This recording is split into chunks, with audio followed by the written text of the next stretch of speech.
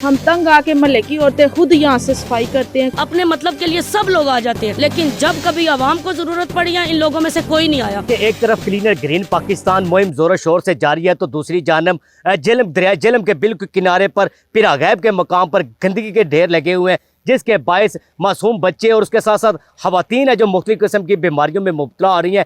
आज ये खवातीन है जो घरों से निकली हैं, सरापा एहतजाज है और मुतालबा करते हुए नजर आ रहे हैं डिप्टी कमिश्नर झेलम से कि नोटिस लिया जाए और यहाँ से गंदगी के जो ढेर हैं उनको उठाया जाए, के साथ में सीवरेज का निज़ाम इंतहाई धर्म भरम है। जो पानी है लोगों के घरों में दाखिल होता है, जिसके बायस जो बीमारियां हैं जो जन्म ले रही हैं। खवातीन हमारे साथ मौजूद हैं, उनसे बात करते हैं और जानते हैं। जी बताइए क्या मसाइल है यहाँ पर? यहाँ पर बहुत ज़्यादा गंदगी फैली हुई है और इस गंदगी और गलाजत की वजह से बच्चे मुख्तलिफ बीमारियों का शिकार हैं। और यहाँ तक इवन के 2 ऐसे घर हैं जिनमें बड़ी बीमारी साबित हुई है और वो कैंसर के मरीज़ हैं और उनका इलाज अभी शुरू है, लेकिन इसके बावजूद हम बहुत तंग हैं। और यहाँ पे बारिश की वजह से जो पानी जमा हो जाता है घरों में, उससे और ज़्यादा हमें गंदगी मिलती है। इवन के यहाँ तक कि अब घरों में कमरों में भी मच्छर दाखिल हैं और बहुत ज़्यादा हम इस गंदगी से परेशान हैं। हमारी डिप्टी कमिश्नर से अपील है कि हमारी इस दरख्वास्त को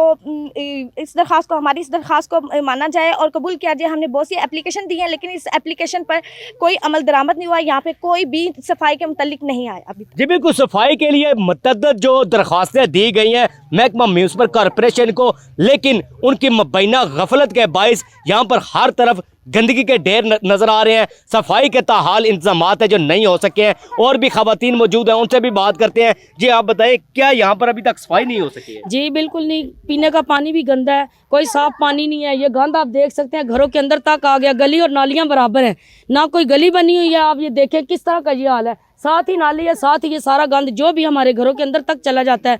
बारिशें आती हैं, पानी घरों के अंदर है, बच्चे बीमार हो रहे हैं, बड़े बीमार हो रहे हैं, कोई कुछ नहीं करता, कोई काउंसलर, कोई दूसरा बंदा। हमारी डिप्टी कमिश्नर साहब से ये गुजारिश है कि खुदा के लिए यहाँ से गंद ख़त्म किया जाए और कोई ये पानी का इंतज़ाम किया जाए, हमारे हाल पर रहम किया जाए। इस गंदगी की वजह से मेरे बच्चों को बहुत ज़्यादा एलर्जी हो जाती है। बेटियां मेरी, इनको इतनी ज़्यादा एलर्जी होती है कि डॉक्टरों से दवाइयाँ ले के भी हम तंग आ गए।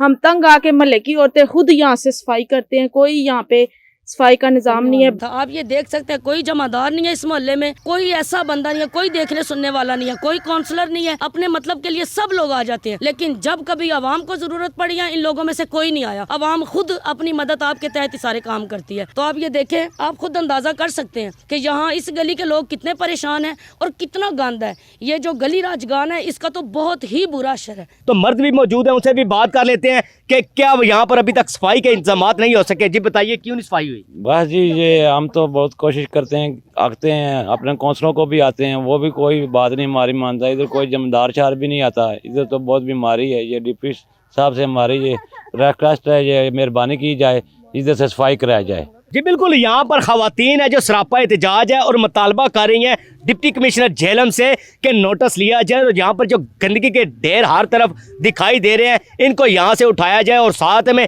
यहाँ पर जो पीने का साफ पानी है वो भी गंदला होना शुरू हो पड़ा है और साथ में सीवरेज के नाकस तरीन इंतजाम हैं, जिसके बायस जो बच्चे हैं वो मुख्तलिफ किस्म की बीमारियों में मुब्तला हो रहे हैं। हमारे मोहल्ले में सफाई चाहिए। कमिश्नर साहब से बड़ी गुजारिश है हमारी कि आप लोग हमें सफाई करवा दें, आपकी बड़ी मेहरबानी है, मोहल्ले से गंदगी खत्म हो।